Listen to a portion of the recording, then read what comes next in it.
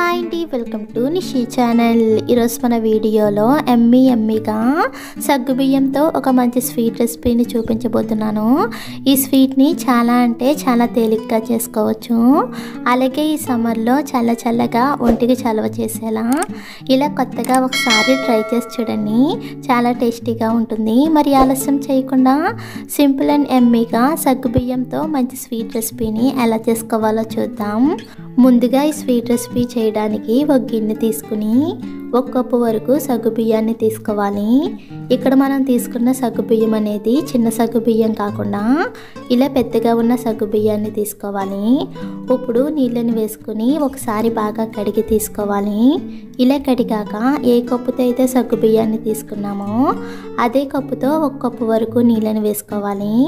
ఇప్పుడు మూత పెట్టి 1 గంట పాటు ఈ సగ్గుబియ్యాన్ని నానబెట్టుకోవాలి. ఇలా 1 గంట అయ్యేసరికి ఈ సగ్గుబియ్యం బాగా నాని ఇలా మెత్తగా అవుతుంది. ఇప్పుడు ఈ సగ్గుబియ్యాన్ని చేత్తో మెత్తగా స్మాష్ చేసుకుని తీసుకోవాలి. మనకి ఇలా చేత్తో మెదపడం కష్టంగా ఉంటే కనుక మిక్సీ గిన్నె తీసుకుని సగ్గుబియ్యాన్ని వేసుకుని నీళ్లు వేయకుండా మెత్తగా గ్రైండ్ చేసుకుని అయినా తీసుకోవచ్చు. ఇలా సగ్గుబియ్యాన్ని మెత్తగా పేస్ట్లా చేశాక 2 టేబుల్ స్పూన్ వరకు పంచదారని కూడా వేసుకుని ఒకసారి మొత్తం అంతా కలిసేలా బాగా కలుపుకోవాలి. ఇలా మనం పంచదార వేయడం వల్ల ఈ సగ్గుబియ్యంతో బాల్స్లా చేసి పాలల్లో వేస్తాం కదా, అప్పుడు ఈ సగ్గుబియ్యం బాల్ అనేవి చప్పగా లేకుండా తీయగా ఉంటుంది. ఇలా మొత్తం అంతా కూడా బాగా కలిపిన తర్వాత రెడీగా పక్కన పెట్టుకుని ఇప్పుడు గ్యాస్ పై ప్యాన్ పెట్టి ఏ కప్పుతో అయితే సగ్గుబియ్యాన్ని తీసుకున్నామో అదే కప్పుతో 3 కప్పుల వరకు పాలను తీసుకోవాలి.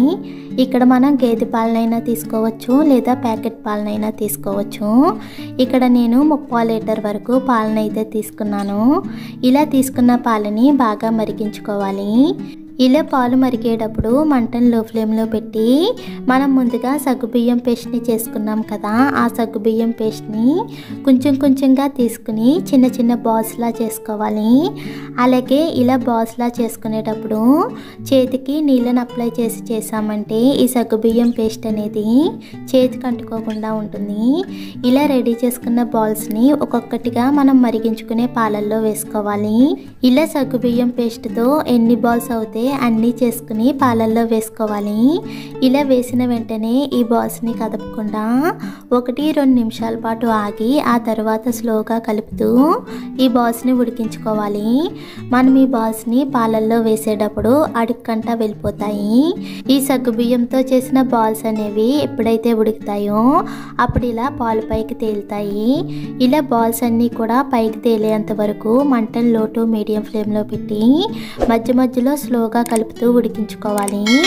అలాగే స్వీట్ మంచి టేస్ట్ రావడం కోసం ఇలా ఉడికించేటప్పుడే 1 టేబుల్ స్పూన్ వరకు నెయ్యిని కూడా వేసుకుని బాగా ఉడికించుకోవాలి.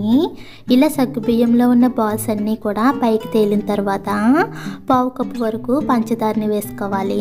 అంటే 5 టేబుల్ స్పూన్ వరకు పంచదారని వేసుకోవాలి. మనకి ఇక్కడ పంచదార అనేది మన స్వీట్నెస్ చూసుకుని వేసుకోవాలి.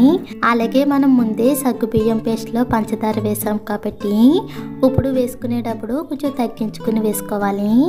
ఇలా పంచదారని వేసాక ఈ స్వీట్ మంచి ఫ్లేవర్ రావడం కోసం 1/2 టేబుల్ స్పూన్ వరకు యాలకుల పొడి కూడా వేసుకుని పంచదార పూర్తిగా కరిగేంత వరకు మధ్యలో కలుపుకుంటూ బాగా ఉడికించుకోవాలి. అలాగే మనం ఈ సగ్గుబియ్యం బాల్స్ని పాలల్లో వేసాక మంటను లో టు మీడియం ఫ్లేమ్లో పెట్టి మాత్రమే ఉడికించుకోవాలి. లేదంటే కనుక మనకి పాలు అనేవి బాగా మరిగిపోయి ఈ స్వీట్ అనేది చిక్కబడిపోతుంది. అందుకని అలా కాకుండా మంటని లో టు మీడియం ఫ్లేమ్లో పెట్టి మాత్రమే ఉడికించుకోవాలి. ఇలా పంచదార పూర్తిగా కరిగిన తర్వాత ఒకసారి టేస్ట్ చూసుకుని మనకి స్వీట్నెస్ సరిపోయింది లేనిది చూసుకోవాలి. మనకి ఏమన్నా స్వీట్నెస్ తక్కువైంది అనిపిస్తే కనుక మరి కొంచెం పంచదారని వేసుకుని కలుపుకోవాలి. ఇప్పుడు గ్యాస్ ఆఫ్ చేసుకుని ఈ గిన్నెని పక్కకి దించుకుని మధ్యలో కలుపుకుంటూ కాస్త చల్లారి పెట్టుకోవాలి.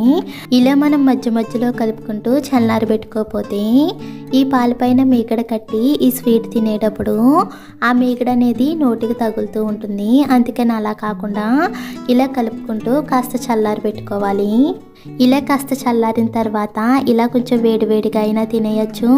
లేదంటే కనుక గంట 2 గంటల పాటు నార్మల్గా ఫ్రిడ్జ్లో పెట్టుకుని ఆ తర్వాత చల్లగా అయినా తినచ్చు. ఇక్కడ నేను ఫ్రిడ్జ్లో పెట్టాక చూపిస్తున్నాను.